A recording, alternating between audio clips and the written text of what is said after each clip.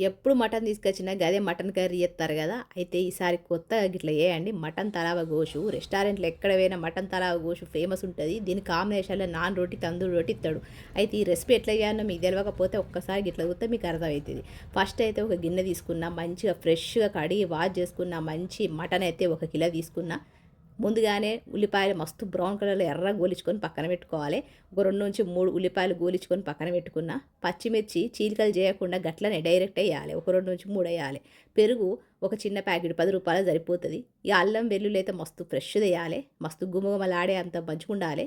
ఆ తర్వాత కారం మనం ఎంత తింటాం గంత కారం, ధనియాల పౌడర్, పసుపు, ఉప్పు బాగా ఏసుకోవాలి. మనం ఎర్ర కారం, కారం 2 కారాలేసుకోవాలి. ఎర్ర కారం వేసుకోవడం వల్ల మటన్ మంచి కలర్‌లుంటది.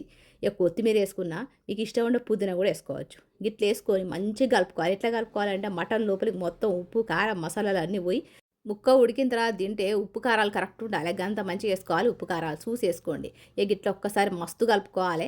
కింద నుంచి మీదికి, మీది నుంచి కిందికి ఒక్కసారి గిట్ల కలుపుకోవాలి. ఇక్కడ నెయ్యి గాని, ఆయిల్ గాని ఏసుకోవచ్చు. ఇక నెయ్యి అంటే బాగా రేట్ ఉంటది. మనం ఆయిల్ ఏసుకుందాం. 4 టేబుల్ స్పూన్ల నేను ఆయిల్ అయితే ఏసుకుంటానా.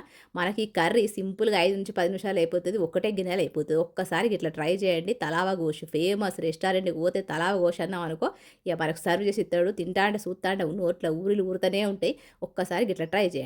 గిట్ల కలుపుకొని గ్యాస్ అయితే ఆన్ చేయాలి. గ్యాస్ ఆన్ చేసి ఒక 5-10 నిమిషాలు మంచిగా లో ఫ్లేమ్ మీద ఉడకబెట్టుకుంటే గిట్ల తుకు తుకు తుకు తుకు అనుకుంటా నూనె అయితే మీదికత్తది. అప్పుడు మనం ఒక చిన్న గ్లాస్ నీళ్లు పోసుకోవాలి. నీళ్లు పోసుకొని మళ్ళీ ఒక్కసారి కలుపుకోవాలి.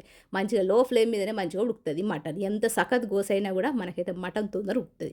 ఇట్లా ఉడికిన తర్వాత మనమైతే గరం మసాలా లాస్ట్‌లో ఏసుకోవాలి. ఇక మళ్ళీ లాస్ట్‌లో దించే ముందు కొత్తిమీర ఏసుకోవాలి. గంతే. ఇక రెస్టారెంట్ స్టైల్ మటన్ గోస అయితే రెడీ అయిపోతది. ఒక్కసారి ట్రై చేస్తే మళ్ళా మళ్ళా చేసుకొని తింటారు. మరి రెసిపీ నచ్చితే ఒక లైక్ ఇయ్యండి, షేర్ చేయండి, సబ్స్క్రైబ్ చేసుకోండి.